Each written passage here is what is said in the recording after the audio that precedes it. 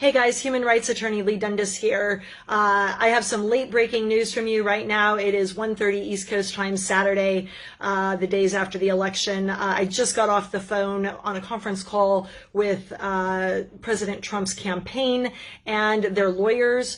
I'd like to go over some of the data that they imparted.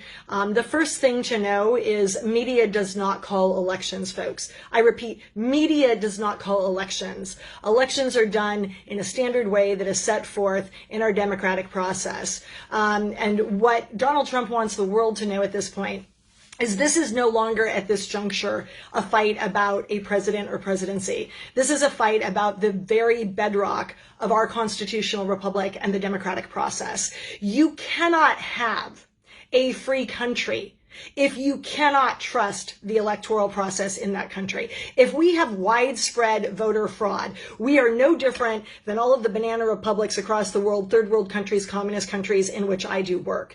So at this point, Donald Trump isn't fighting for a president or himself. He is fighting literally for the democratic process, for the electoral process and the integrity of it. And here's the thing, if we don't win this and get rid of all of this evil and these electoral inconsistencies and these voter fraud issues, we're never going to be able to have a safe election again in the future. And the Republican Party or any party is never going to be able to fairly compete on a level playing field. So this, at this point, is about much more than who's the next president. And he is absolutely in this to win this, guys. Okay, so I want to get you up to speed on a few of the states that we've all been watching like hawks, and obviously the campaign is as well.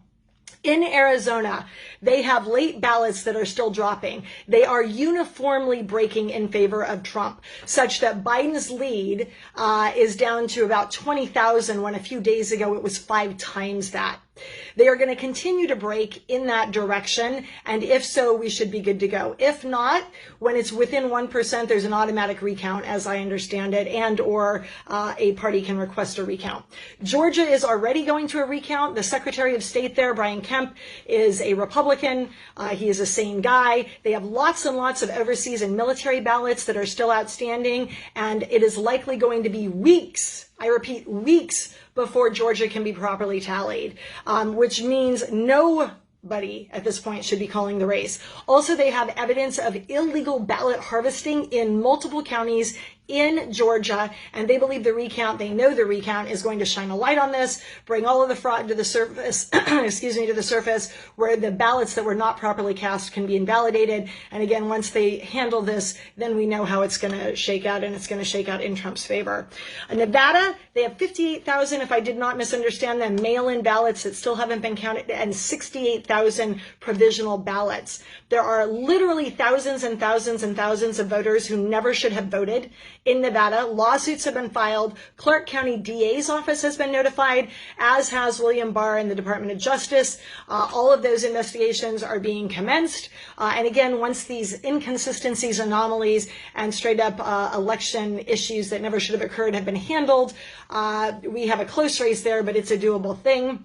The other thing to know about Nevada is 90 days out, guys. Apparently their legislature or governor, I'm not sure which, rammed through changes that allowed for massive mail-in voter, and their voting lists weren't up to speed. They weren't properly pruned out and weeded through. It resulted in hundreds and hundreds and thousands of ballots going out multiple times, 2, 3, 4 times over to people at different addresses, and we all know where that ends up.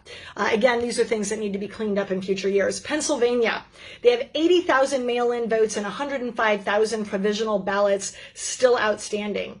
Biden thinks these are going to break in his favor. The Trump campaign has reason to believe otherwise, particularly with the provisional ballots. As we all know, the Trump campaign was barred. They were actually prevented from having observers in the process, even after the courts ordered Pennsylvania to stand the hell down and let us observe. If you don't have transparency in a voting process, you don't have democracy in function, or in fact, you don't have a constitutional republic. All of this stuff is now coming to light. They also, like Georgia, have thousands of overseas and military ballots, if I didn't already mention it. And as we are learning, and the Trump campaign is well ahead of us on this, they had statistically impossible voter turnout which has already been referred for investigation, and they have multiple cases of counties curing deficiencies in ballots. And we all know what that means, putting addresses on them and signatures on them when they didn't arrive with them, and doing things that should never be allowed in any sort of honest election. Again, these are the types of things that are coming to light and are being handled by the Trump campaign. Wisconsin, there were tons of irregularities on election day. The recount is starting next week. I just want to conclude with this, guys. There's a recent study that came out, literally I saw it this morning. Mathematicians, statisticians, and economists are concluding, not opining. These are subject matter experts who have conclusively now weighed in and said that the Biden math is not just statistically improbable, it is statistically impossible.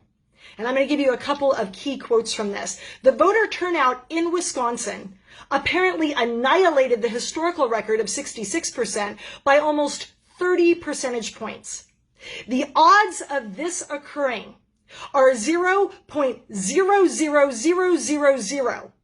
That's 5 zeros after the decimal point, guys. 0.0000189%, or 1 in 52 million. Statistical analysts have noted that this 5-point deviation was not only a statistical improbability, but a virtual statistical impossibility. I am reading direct quotes from this article, which will be in the comments. Biden also pretty clearly fails an accepted test for catching election fraud that is used by the State Department and forensic accountants.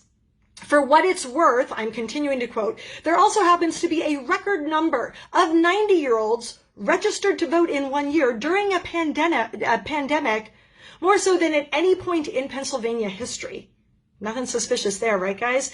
Final quote, and here is a list of over 14,000 dead people.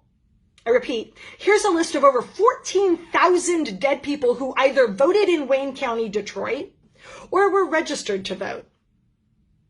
Again, guys, we don't have a democracy. We don't have a constitutional republic. We don't have jack squat if we don't have transparency and honesty in voter turnout, in elections, and in our presidential run.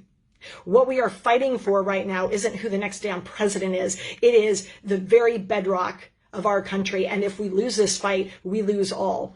The other thing that Donald Trump wanted you to know is there are 3 things that we should stand by and be ready to do.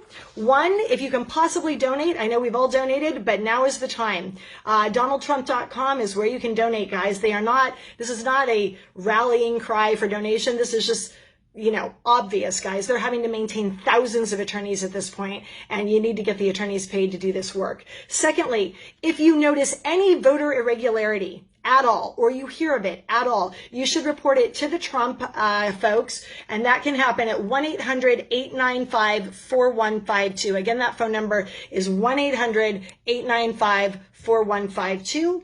And the last thing we need to do is stay ready. We need to go to rallies. We need to go to protests. This is as much a spiritual and PR battle and a narrative battle at this point as it is anything else. We need to not just let President Trump know, who is fighting for us, that we're fighting for him. We need to let the world know where we stand on this. So go to your rallies, go to your protests, wave your flag, and make damn sure that you turn any sort of monkey business, funny business, or shenanigans over to the proper authorities. And you should also notify Project Veritas. If you don't know how to reach them, private message me. Take care, guys.